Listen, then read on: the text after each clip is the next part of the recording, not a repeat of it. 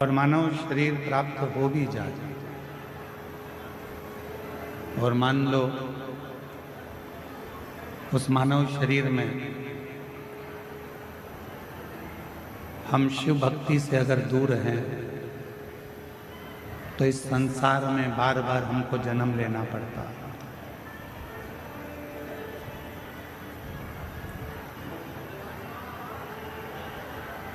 बार बार हमको जन्म लेना पड़ता है। पुनरपि जननम पुनरपि मरणम के इस प्रपंच में हमें पढ़ना पड़ता है। मृत्यु सागर में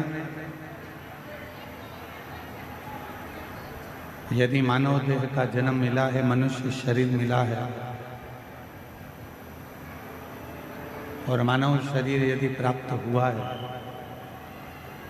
और उस मानव शरीर में यदि भगवान शिव की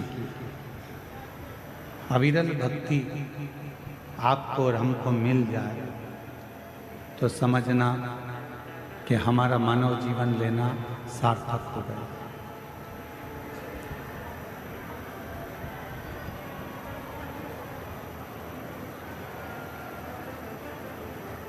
पूरी दुनिया का,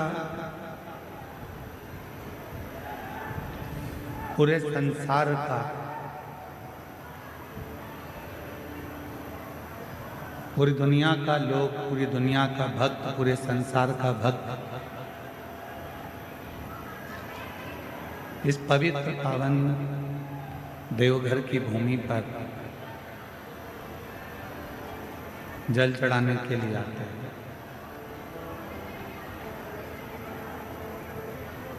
और देवघर की भूमि पर जब जल चढ़ाने के लिए आते हैं तो पूर्ण भरोसा, पूर्ण विश्वास, पूर्ण श्रद्धा के साथ आते हैं। कल एक पत्रकार महोदय देवघर के प्रश्न किए कि सुल्तानगंज से जल भरकर लोग देवघर तक आते हैं और लाखों लाखों भक्त रोज शिव जी को जल चढ़ाते हैं। आप उनको किस दृष्टि से देखते हैं?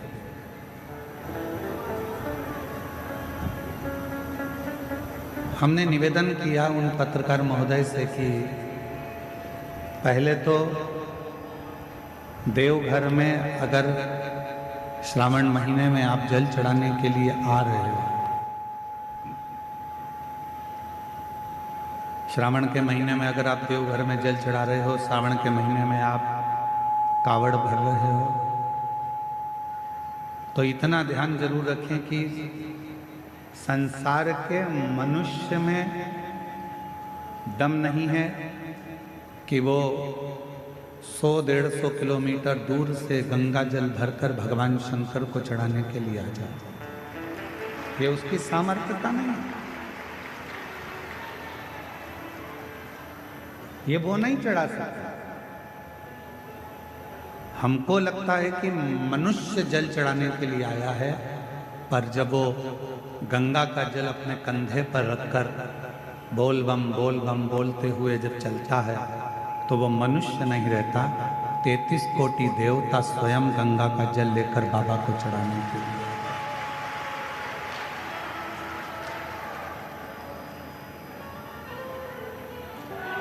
और उसके मुख पर हमेशा भगवान शिव का ही नाम रहता है। पूरी दुनिया में कोई एक ऐसा तीर्थ बता दो जिसका नाम घर से जुड़ा हो।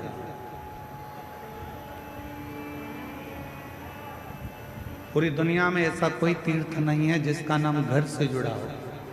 केवल एक तीर्थ है, वो देवघर है, जो घर से जुड़ा हुआ है।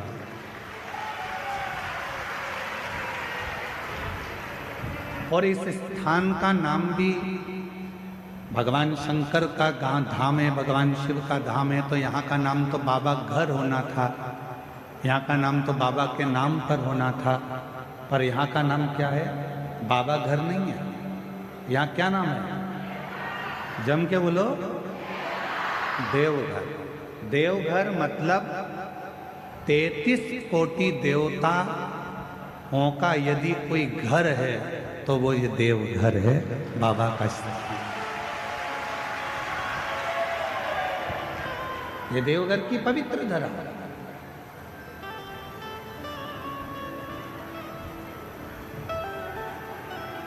अब आपसे एक निवेदन करें, जरा उत्तर दीजिएगा। मेरी झारखंड की जीजियों, बहनों, मेरे छत्तीसगढ़ की भांजियों, आज इस जगह पे पूरे प्रदेश, जितने आसपास के प्रदेश हैं, सारे प्रदेश यहाँ आए हुए हैं, इसलिए आप सबको नमन करता हूँ, प्रणाम करता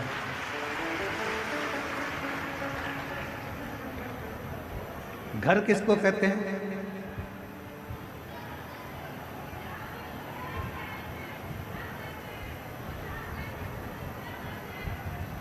शिव महापुराण की कथा कहती है, घर किसको कहते हैं?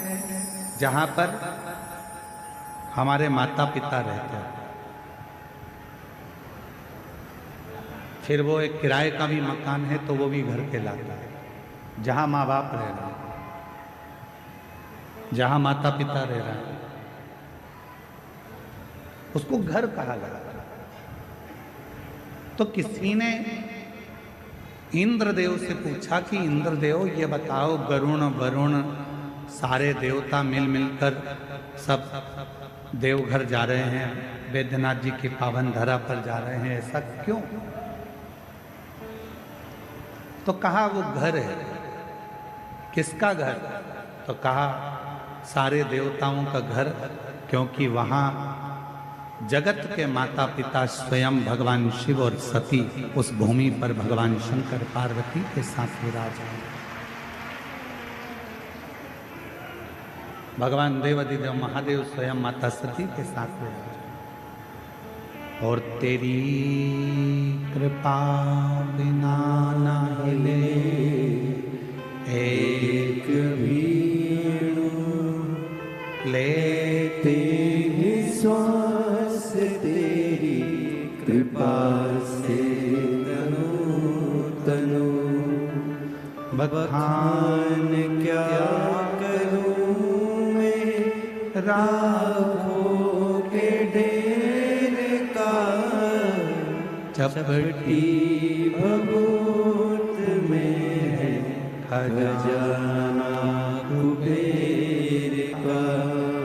हे गंगाधर मुक्तिद्वार ओमकार तू, भोले ओमकार तू, आयो शरण तिहारी शंभु तार तार तू।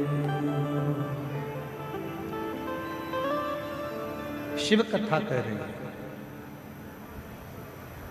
जिस पवित्र धरा पर स्वयं देवता भी आने को तरसते हो, ऐसी धरा पर आप और हम बैठकर शिव महापुराण की कथा का लाभ ले रहे हैं। और ये कथा कोई साधारण नहीं है। आप अपनी बुद्धि में, अपने चित्त से ये निकाल देना कि आप कथा सुनने के लिए गए।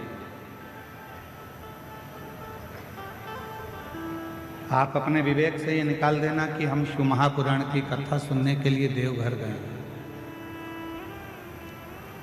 आप अपने विवेक में ये रखना कि हम देवघर में कथा सुनने के लिए नहीं, हम देवघर में अपने पिता से अपने मन की बात करने के लिए इस भूमि पर आ रहे हैं।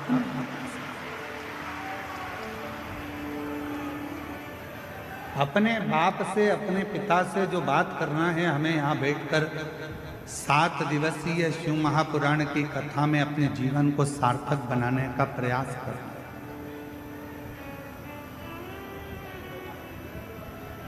और इन 7 दिन में हम बाबा से अपने मन की बात कैसे कह सकते हैं और अपना दिल की बात बाबा से कहकर अपनी झोली कैसे भर सकते हैं, यह आपको सीखना। पड़ोसी शोर मचाएगा, पड़ोसन कुछ बोलेगी, पीछे खड़ा हुआ व्यक्ति कुछ बोलेगा, उस समय पर उसके पांव पड़कर कहना मुझे कथा सुन लेने दो, बहुत दूर से आई हूँ बाबा के धाम में कथा सुनने के लिए। 3 घंटे की कथा में से आधा घंटा आशीष जी ले लेते हैं, 2.5 घंटा मिलता है। उस 2.5 घंटे में मुझे मेरे बाबा से बहुत कुछ कहना है और मेरे बाबा की बहुत कुछ सुनना है, जिससे 3 महीने के अंदर मेरा बाबा मेरा दुख काट देगा और फिर मेरा मन आनंद, ये कहना है। और यहाँ कथा केवल शिव की नहीं होगी, यहाँ कथा केवल भगवान शंकर की नहीं होगी, यहाँ कथा माता सती की भी, शिव की भी और माँ गंगा की भी, तीनों का क्रम इस कथा में चलता है। तो वो भूमि है जहाँ पर वर्णन किया जाता है कि देवघर में बाबा बाबा सब कहे पर माई कहे ना कोई, जो एक बार माई कहे देवघर में वही होई।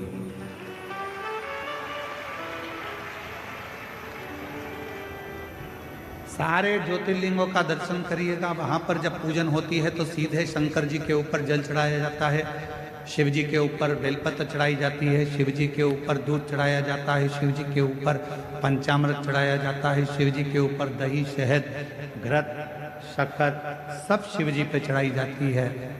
केवल बाबा देवघर की भूमि ऐसी है कि शंकर जी पे चढ़ने से पहले जो जलाधारी है, जहाँ माँ सती विराजमान है, सती माता का हृदय विराजमान है, उस जगह पर पहले चढ़ाया जाता है, उसके बाद बाबा देवाधिदेव महादेव को चढ़ाया जाता है, फिर शिव जी को चढ़ाया।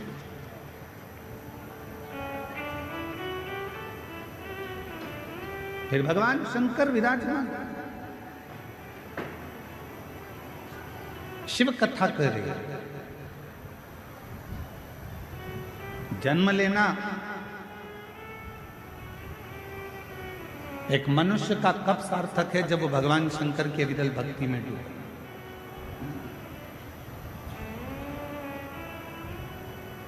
देवराज नाम का ब्राह्मण के घर में जन्म जरूर ले लिया, पर ब्राह्मण कर्म से दूर रह गए।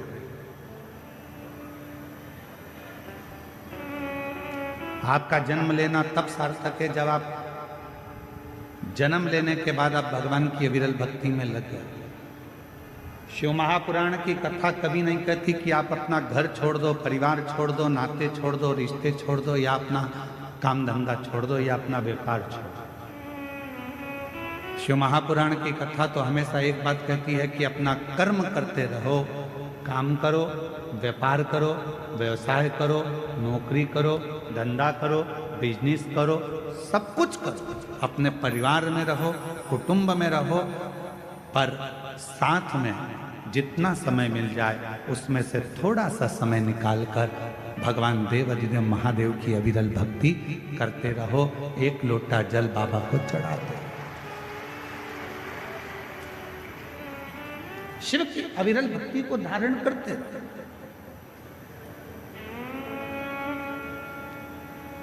बाबा देवाधिदेव महादेव की अविरल भक्ति को धारण करते।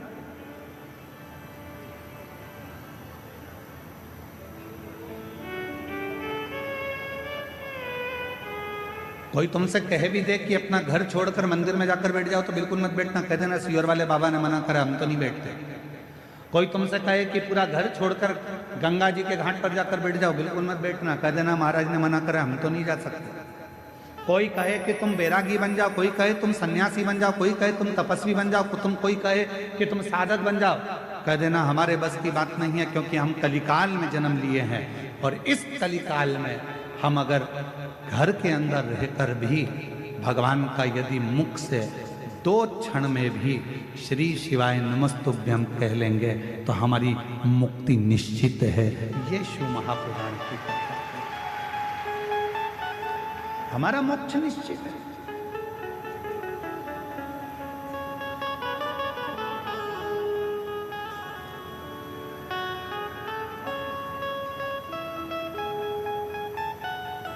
एक सोशल मीडिया पर, यूट्यूब पर, सोशल मीडिया पर, मोबाइल पर ज्ञान देना सरल है, पर उस ज्ञान को अपने अंदर उतारना बड़ा कठिन है।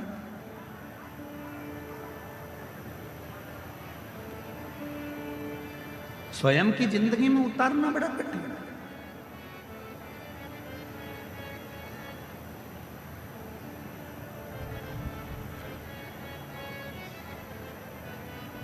कई लोग कहते हैं शांति रखो, शांति रखो, शांति रखो, पर अपने अंदर ही शांति नहीं आ पाती।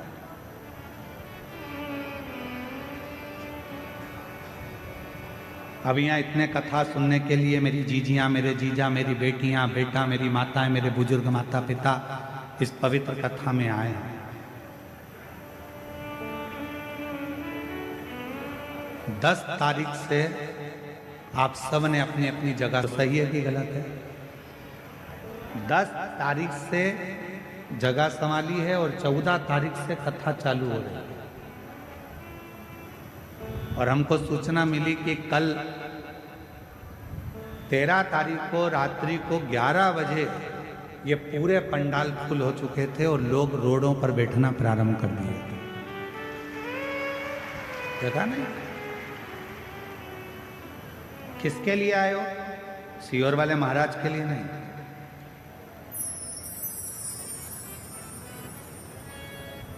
आप किसी व्यक्ति और विशेष के लिए नहीं है। आप आए हो शंकर भगवान को अपने मन की बात कहने के लिए और शिव जी का वर प्राप्त करने के लिए। सीहोर वाला महाराज आपको कुछ नहीं देगा। आप गलतफहमी में मत रहना कि सीहोर वाला महाराज आपको कुछ दे देगा, कुछ नहीं। हमारी सामर्थ्यता नहीं है कि हम दे सकें, पर मेरे देवघर वाले बाबा की इतनी सामर्थ्यता है कि दुनिया का सारा सुख आपको दे सके। मेरे भोले बाबा की वो सामर्थ्यता है कि कोई आया खाली नहीं गए।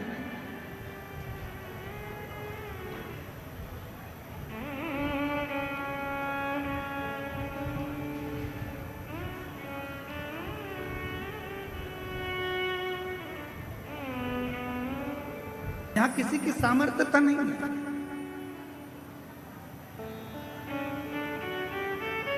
करता वही है। आप और हम तो केवल एक निमित्त मात्र हैं। और ये हमारी और आपकी केवल एक निमित्तता है। आज हमारे सांसद जी जब आए तो उन्होंने एक ही बात की, गुरुजी हम बाबा की आज्ञा से, देवघर वाले बाबा की आज्ञा से कथा सुनने के लिए एक दिन के लिए हम यहाँ पहुंचे। और अभी आपने माइक पे भी कहा कि 7 दिन कथा चलेगी, मैं कहीं पर भी रहूंगा पर कथा वहां पर रहकर सुनूंगा।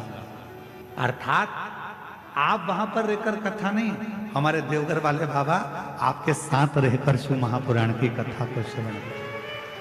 शिव तत्व शंकर की ओघड़ रानी की कृपा, ये पुण्यता अपने जीवन